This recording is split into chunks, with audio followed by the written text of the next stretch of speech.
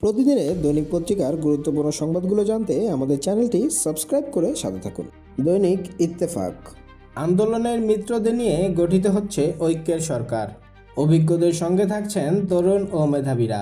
Speaker, অর্থমন্ত্রী, পররাষ্ট্রমন্ত্রী কে হচ্ছেন এ নিয়ে কৌতূহল বেশি। কাল সকাল 10টায় সংসদ ভবনে শপথ কক্ষে নির্বাচিতদের শপথ পড়াবেন সিইসি।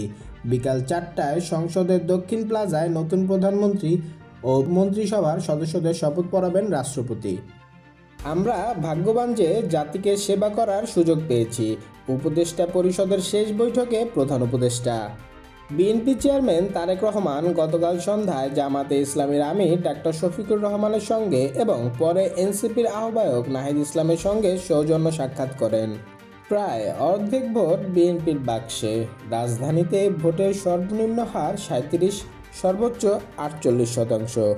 তাহিরপুর, সুনামগঞ্জ। বসন্তের রঙে ছেয়ে গেছে বাংলাদেশের সর্ববৃহৎ শিমুল বাগান। শনিবার 1 ফাল্গুন ও বিশ্ব ভালোবাসা দিবস উপলক্ষে তাহিরপুর উপজেলার মানিগাঁওয়ের এই বাগানে বসন্ত বরণ উৎসবে মেতে ওঠেন পর্যটক ও দর্শনার্থীরা। শেয়ার বাজারে আস্থা ফিরল বিনিয়োগকারীদের। দীর্ঘদিন পর নানা অনিশ্চয়তা, আস্থা সংকট সবকিছুকে পেছনে ফেলে বিনিয়োগকারীদের স্বতঃস্ফূর্ত অংশগ্রহণ দেখা গেল দেশের শেয়ার বাজারে।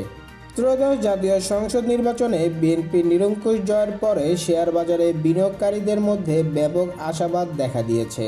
গতকাল রবিবার প্রথম কার্যদিবসে ঢাকা ও চট্টগ্রাম উভয় স্টক এক্সচেঞ্জেই মূল্যসূচকের বড় উত্থান হয়েছে। বেড়েছে লেনদেনের পরিমাণও। দৈনিক আমার দেশ। হ্যাঁ ও না ভোটের প্রকৃত চিত্র। 12 আসনে জিতেছে না ভোট। না ভোট বেশি পাওয়া আসনগুলোতে বিএনপির প্রার্থীদের জয়। গোপালগঞ্জে হ্যাঁর চেয়ে না দ্বিগুণের বেশি। নির্বাচনী ফলাফলে ব্যাপক কারচুপির অভিযোগ। 32 আসনে পুনর্গণনার দাবি।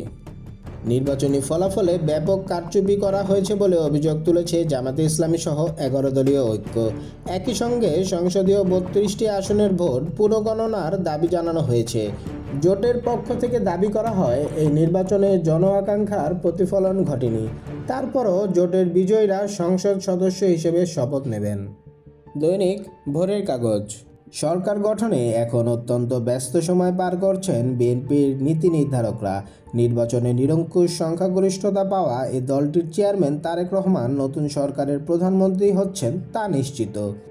তার নেতৃত্বে বিএনপি সরকারের মন্ত্রিসভার আকার কেমন হচ্ছে, সেখানে কারা জায়গা পাচ্ছেন তা নিয়ে ব্যাপক কৌতূহল মানুষের মধ্যে। মানতে হবে গণভোটের সংস্কার নিয়ে অনুষ্ঠিত গণভোটের সিদ্ধান্ত পূর্ণাঙ্গভাবে বাস্তবায়নের দাবি জানিয়েছেন জামাতে ইসলামের আমির ডাক্তার শফিকুর রহমান। তিনি বলেন, সংস্কারের উপর যে গণভোট হয়েছে তার পুরোটাই মানতে হবে। এর কোনো খণ্ডিত অংশ তারা বাস্তবায়ন দেখতে চান না। দায়িত্ব শেষে উপদেষ্টারা ফিরবেন আগের পেশায়। প্রধান উপদেষ্টা অধ্যাপক মোহাম্মদ ইউনূস দায়িত্ব পালন শেষে আগের পেশায় ফিরে যাবেন। তিনি নিজেও একথা কয়েকবার জানিয়েছিলেন। অর্থ উপদেষ্টা সালেউদ্দিন আহমেদও সাংবাদিকদের জানিয়েছেন, দায়িত্ব শেষে তিনি আবার ব্র্যাক বিশ্ববিদ্যালয়ে যোগ দেবেন। উপদেষ্টার দায়িত্ব নেওয়ার আগে তিনি সেখানে কর্মরত ছিলেন। ইতিমধ্যে বিশ্ববিদ্যালয় কর্তৃপক্ষ তার সঙ্গে যোগাযোগ করেছে। তিনি জানান, কিছুদিন বিশ্রাম নিয়ে মার্চের দিকে যোগ দেওয়ার পরিকল্পনা আছে।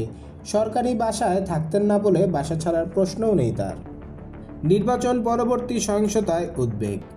ত্রয়োদশ জাতীয় সংসদ নির্বাচন ও গণভোটের পর দেশের বিভিন্ন স্থানে সহিংসতা, প্রাণহানি ও রাজনৈতিক প্রতিপক্ষের ওপর হামলার ঘটনায় গভীর উদ্বেগ জানিয়েছে মানবাধিকার সংগঠন আইন ও সালিশ কেন্দ্র আসক। দৈনিক কালের কণ্ঠ। কাল শপথ, মন্ত্রিসভায় চমক। এবারও রোজার আগে নিত্যপণ্যের বাজার গরম। রমজান সামনে রেখে মাছ, মাংস, সবজি, পেঁয়াজ, ছোলা, খেজুর, লেবু ও বিভিন্ন ফলসহ বেশ কিছু নিত্য প্রয়োজনীয় খাদ্যপণ্যের দাম বাড়িয়ে দিয়েছে বিক্রেতারা। এতে সবচেয়ে বেশি ভোগান্তিতে পড়েছেন স্বল্প আয়ের মানুষ। বাজার সংশ্লিষ্ট ব্যক্তিরা বলছেন, রমজান এলেই নিত্যপণ্যের দাম বাড়ার পুরনো প্রবণতা এবারও দৃশ্যমান। লেবু 70 থেকে 80 টাকা হালি। খেজুর কেজিতে 30 থেকে 50 টাকা বেড়েছে। করলা 120 থেকে 140 টাকা। টমেটো 50 থেকে 60 টাকা কেজি। ব্যবসায়িক লেনদেনের অনুসন্ধানের মুখে বাংলাদেশি বংশোদ্ভূত সিঙ্গাপুরের নাগরিক বিলিয়নিয়ার মোহাম্মদ আজিজ খানের ব্যাংক হিসাব জব্দ করেছে বাংলাদেশি কর্তৃপক্ষ।